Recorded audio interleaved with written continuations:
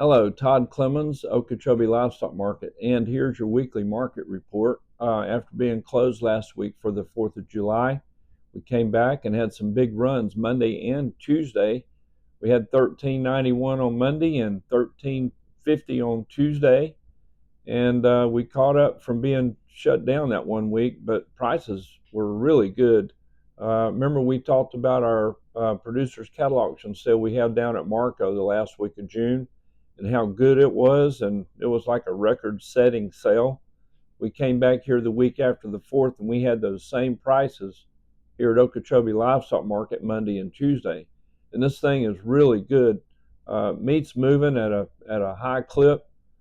Packers have reduced their kill down volume of meat, I think, that's out there for the public to buy is being pressed down a little bit so the packers can raise the price up on meat and make a little bit or lose less than what they've been doing here over the past couple months. But these box beef prices are pushing up there close to $4, $3.97, I think. So I bet you they're going to get up there around $4. But usually this time of year after the 4th of July, things are really hot. Summer's hot and people aren't grilling as much. The holidays are over, and the next big meat sale that we have would be Labor Day, and that's in September. So July and August is probably going to be a little bit quiet on the meat side of it. These steers and the feedlot cattle should start putting on a little bit more weight as we get further into the third quarter.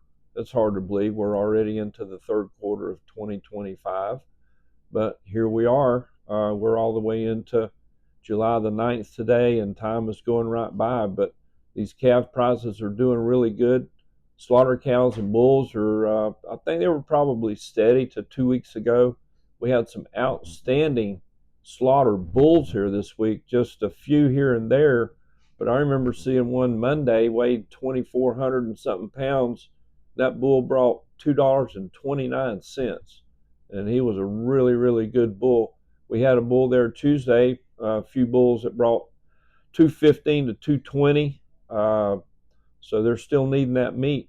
The cow slaughter numbers are not what they were. We've killed off a lot of cows and bulls the first 6 months of the year, and that number has dwindled down. So I think we're getting a little bit caught up on that herd reduction or the cows coming to town. I think we've just about seen all that. So that's probably going to keep these cow and bull prices up pretty good the way I would see it. But feedlots are selling cattle at a really high rate. I think the average was about 229 on fat cattle coming out of the feedlot. And like I said, those box beef prices are pushing up there to $4. And calf prices probably, I think we're probably about as good as the producer sale we had down there at Marco, and maybe even a little better on some classes. We were tickled to death with that sale there 2 weeks ago, and we come here on Monday and Tuesday and we see calf prices every bit as good as that. And we've got those 5-weight steers, not yet to $4, but they're getting up there pretty close. 365 to 75 generally. 4-weight calves are up there into the low fours, 420, 430 on those good front end steers. And the 6-weight calves are selling. We sold some on the internet sale there on producers for 335 or 338. We saw some of those good 6-weight calves coming in here bringing 335 to 40. So it was as strong or maybe even a little bit stronger. These replacement heifers are just going plumb out of sight. It looks like good black, kind of Brangasee or quarter blood, quarter to half blood Brammer calves or Brangus calves are weighing from 5 to 6, are bringing $2,000 or better.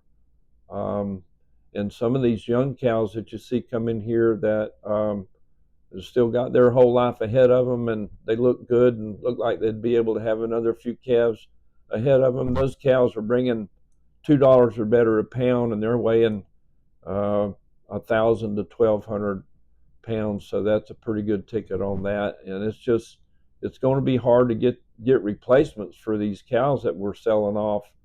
To keep your herd built up, you ranchers know that you've got to probably cull off maybe 10% of your cows a year, and you either got to keep that many heifers or you have to go out and find them somewhere. They're going to be hard to find.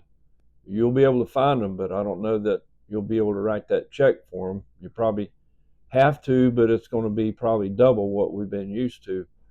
These bred heifers are going to be trading somewhere in the range of probably $3,500 to $4,000 a head, I would imagine.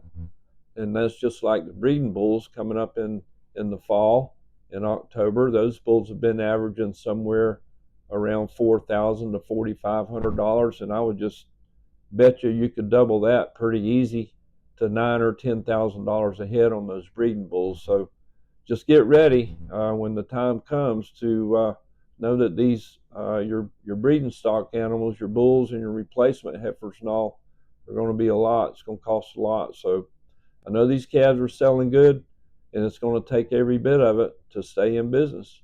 But the ranchers and producers are finally getting paid off for all their hard work, and it's good to see that. There's some other people that's been paid off for their good hard work too, but it doesn't have anything to do with cattle. It has to do with baseball and softball.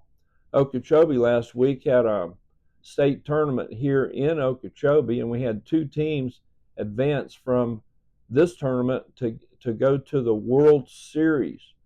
My grandson Pecos, he's on one of those teams, and that's the 12 under boys Dixie Youth baseball team. They made it. They won the tournament, and they're moving on to the World Series. It's going to be in South Carolina there, I think the end of July. And then Justin Robbins' little girl, Justin Robbins Cattle Company. Riata was on the softball team, and she's just a little 6-year. It's 6 and under softball, but they're going to Louisiana to represent Okeechobee in the softball World Series for that age group. And that's quite a deal. 2 teams from Okeechobee moving on. So way to go, guys. And also, Justin's going to bring one of his really fancy, nice replacement heifers. We're talking about, they're selling really good. So he's going to bring one that he's kept for himself, but he's going to bring it to the market Tuesday. And we're going to sell that pretty heifer off to whoever wants to help support these his daughter Riata to the softball World Series. The proceeds of the sale are go to help support that team, her and her team, to go to Louisiana. It costs a lot of money to do that. So anyways, you can go home with a really, really nice heifer and help some kids at the same time.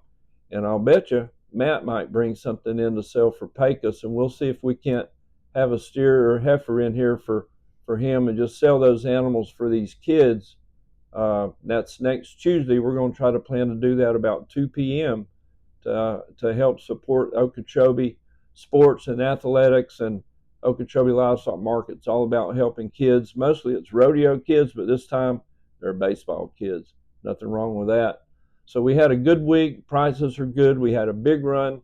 We'll be back at it again next week, I'm sure, with some more good cattle. There's cattle shipping going on everywhere. Semi-trucks full of calves running up and down the road. So it's shipping time in South Florida, and we're glad to be a part of it. We had some high prices this week. P78 from Avon Park topped the calf market with a little 185-pound calf that brought $6.95. And that calf was bought by DNS. And on the slaughter cow side, Brittany Peterson from Fort Pierce topped the cow market with a 1,170-pound cow that brought $1.85. That cow was bought by Florida Beef. That's a good price. Prices are good. Let's keep them there. Thanks for tuning in. Thumbs up. Subscribe to our station. We'll keep these reports coming to you. We'll tell you what we think. It may be right, may be wrong, but it's what we think. Thank you. See you next week.